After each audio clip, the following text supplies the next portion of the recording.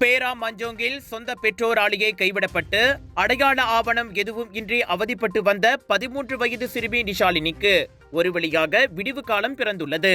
வணக்க மலேசியா வெளியிட்டிருந்த செய்தியின் எதிரொலியாக அவருக்கு அடையாள அட்டை கிடைத்துள்ள நிலையில் உரியர்களின் கண்களில் படும்படி செய்தியை வெளியிட்ட வணக்க மலேசியாவுக்கும் தனக்கு அடையாள அட்டை கிடைக்க உதவிய அனைவருக்கும் நிஷாலினி மனமார்ந்த நன்றியை தெரிவித்துக் கொண்டுள்ளார். வேலையில் எங்கள் அங்கிளுக்கும் தினகரன் அங்கிளுக்கும் முக்கியமாக வணக்கம் மலேசியாவுக்கும் நான் நன்றி சொல்ல விரும்புகிறேன்.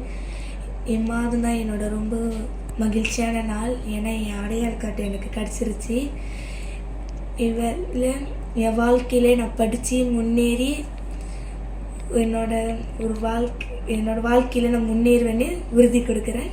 குமார் ரம்பாவதி தம்பதியரின் மகளான நிஷாலினி 4 வயதாக இருக்கும் போதே முன்பின் தெரியாத குடும்பத்தின் வீட்டு வாசலில் விட்டு செல்லப்பட்டார். அக்குடும்பத்தின் பாதுகாப்பில் சிறிது காலம் தங்கியிருந்த நிஷாலினி பின்னர் மஞ்சோங் இந்து சபா சனாதன ஆசிரமத்தில் சேர்க்கப்பட்டு இதுநாள் வரை அங்கேயே வளர்ந்து வருகிறார். ஆனால் பிறப்பு சான்றிதழ் உள்ளிட்ட அடையாள ஆவணம் எதனையும் பெற்றோர் நிஷாலினியுடன் விட்டு செல்லவில்லை.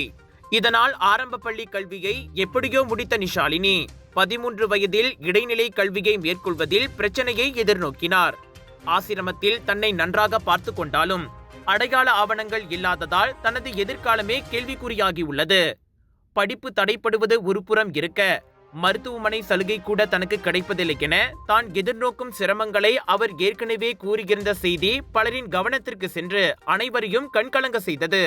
ஃபைனலி இந்த நியூஸ் வணக்க மலேசியாவில் வந்த பிறகு தான் எங்களுக்கு சில தொடர்புகள் எல்லாம் கிடைச்சிச்சு. கேமராயிலேருந்து பஹாங்கிலேருந்து பல இடங்கள்லேருந்து சில செய்திகள் ஃபைனலி நாங்கள் தகப்பனாரையும் சந்திச்சிட்டோம். இங்கேருந்து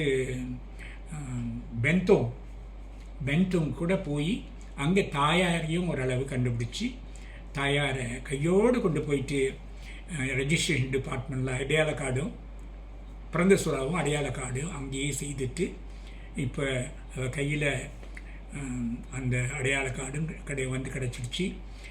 ஸ்கூலுக்கும் போக ஆரம்பிச்சிட்டா.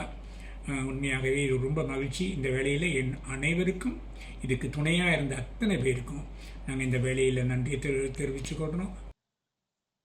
முதல்ல வணக்கம் மலேசியா செய்திக்கு நன்றியை தெரிவிச்சுக்கிறேன். பல ஆண்டு காலமாக நிஷாலினியின் இந்த பிறப்பு பத்திரம் அவர்கள் அடையாள அட்டை குறித்து பல முயற்சிகள் எடுத்தும் எல்லாம் தோல்வி அடைந்த பிறகு வணக்கம் மலேசியா செய்தியின் எதிரொலி பார்த்தீங்கன்னாக்கா இன்னைக்கு அவங்களுக்கு அடையாள அட்டை இன்னைக்கு கிடைச்சது குறித்து எனது மனமார்ந்த நன்றியை தெரிவிச்சுக்கிறேன். வணக்கம் மலேசியா செய்தி நாடு தழுவிய அளவிலே இருக்கக்கூடிய இந்தியர்களுக்கு மத்தியிலே அவர்களுடைய இந்த நிஷாலினியின் தாயாரை கண்டுபிடித்து நிஷாலினிக்கு உரிய